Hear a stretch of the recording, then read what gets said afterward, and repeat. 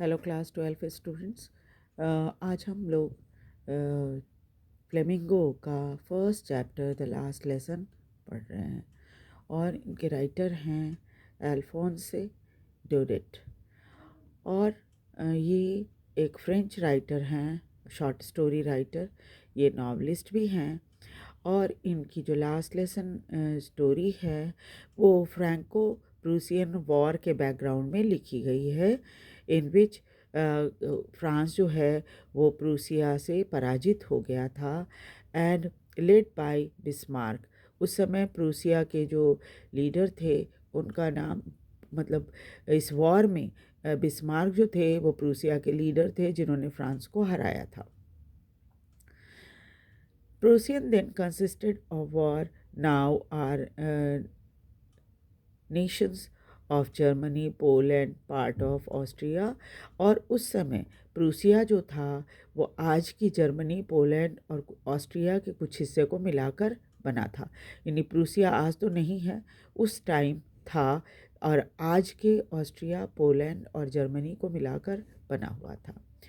In the story, the French district of Alsace and Lorraine have passed into Prussian hand। इस युद्ध के दौरान जब फ्रांस हार गया था प्रूसिया से, तो एल्सेस और लॉरेन जो कि फ्रांस का डिस्ट्रिक्ट है वो प्रूसियन आर्मी के हाथ में चला गया था। और जब ये स्टोरी जो है वो उसमें ये बताया गया है कि स्कूल की लाइफ पर इसका क्या असर पड़ा।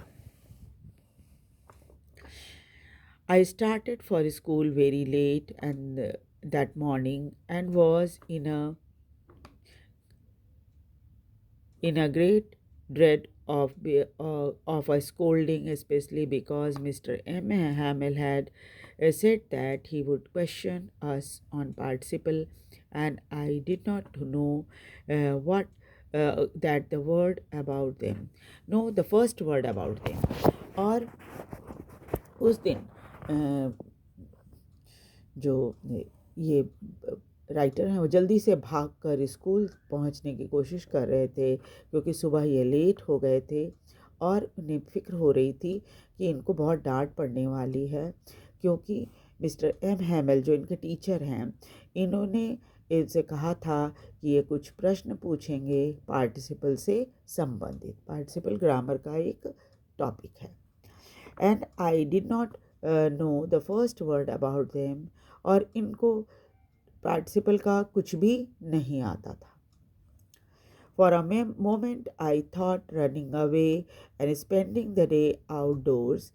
एक बार इनके मन में ये विचार आया था डांट सुनने के डर से कि भाग जाओ और कहीं पर जाकर अब बाहर में ही समय गुजार लो।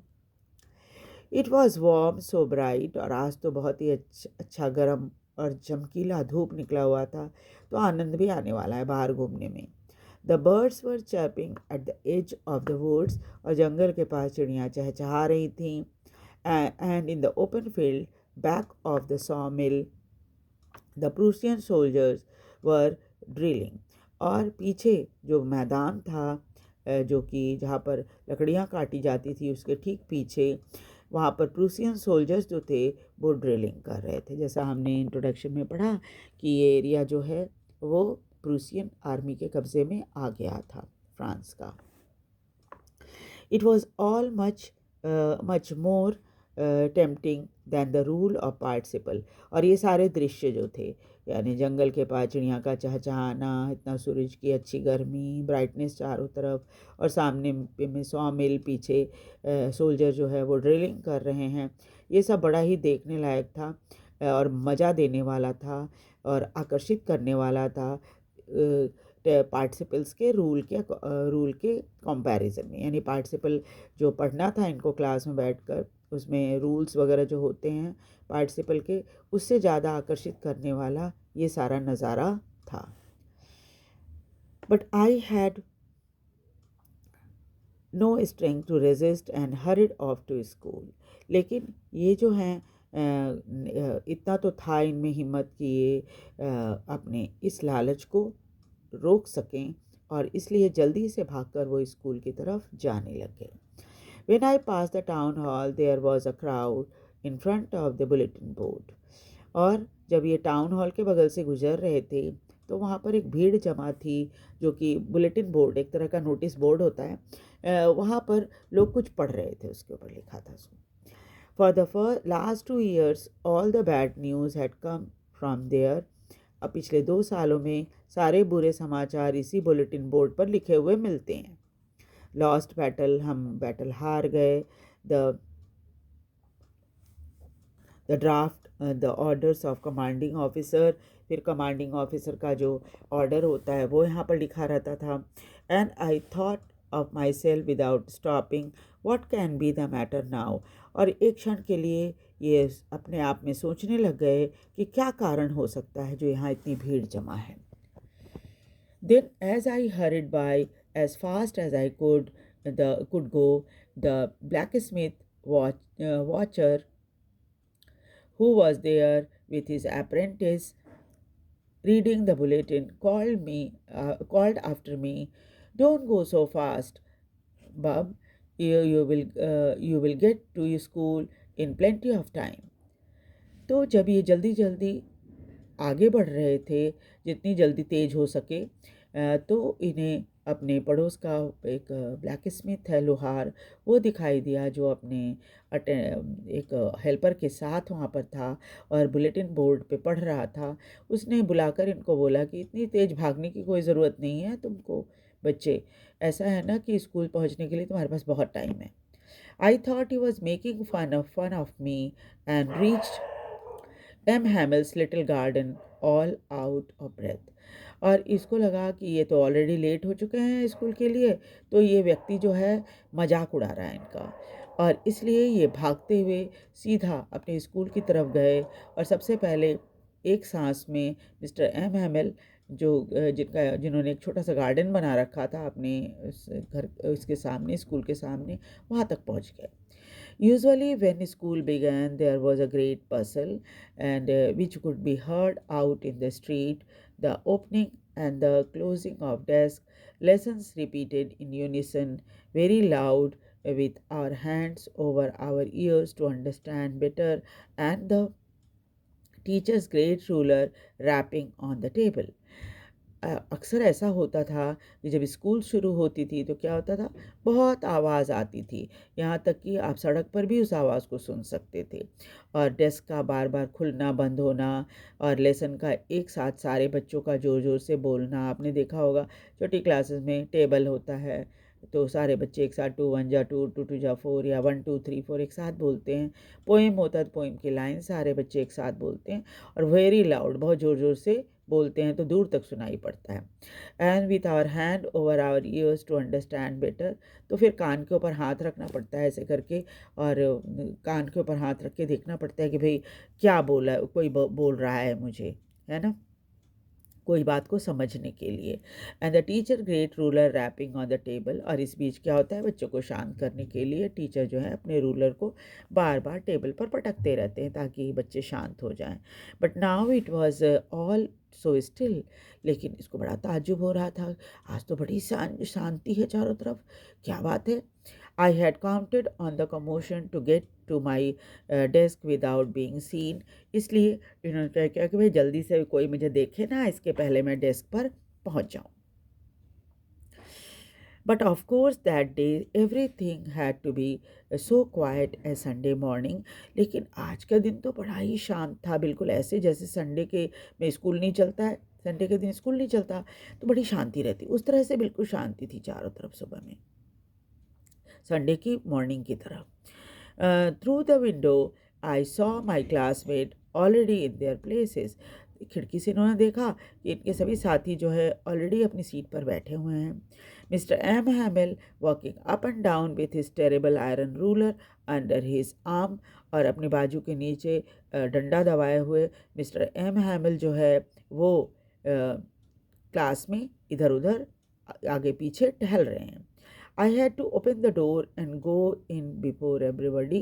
तभी इसको समझ में आया कि भैया मुझे तो सबके सामने ही दरवाज़ा खोलकर अंदर जाना होगा। And you can imagine how I blushed, और आप कल्पना कर सकते हैं मुझे कितनी शर्म आ रही थी। हाउ फ्राइटेंड आई वॉज, और मैं कितना डरा हुआ था। बट नथिंग हैपेंड, लेकिन इन्होंने दरवाज़ा खोला अंदर जाने के लिए तो कुछ भी नहीं हुआ। Mister M हैमिल saw me, teacher ने इनको देखा एंड सेड वेरी काइंडली, और बहुत ही विनम्रता से उन्होंने बोला, go to your place quickly little friends, जल्दी अपनी सीट पर पहुंच जाओ।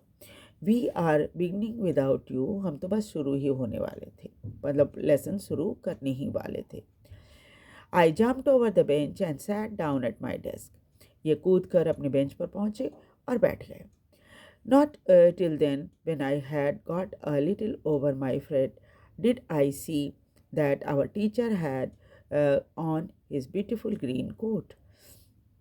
सीट पर पहुंचते ही जैसे इन्होंने अपने आप पर थोड़ा काबू पा लिया अपनी घबराहट पे, उन्होंने देखा कि आज उनके टीचर बहुत ही सुंदर हरे रंग की कोट उन्होंने पहन रखी है। His frilled, और उन्होंने अपनी पुरानी शर्ट जो थी वो कभी कभी पहनते थे उसको, वो उन्होंने पहन रखी है। साथ ही साथ लिटिल ब्लैक सिल्क कैप, और काले रंग का सिल्क का कैप था उनका, वो उन्होंने पहन रखा था। सभी में एम्ब्रॉयडरी कढ़ाई की हुई थी।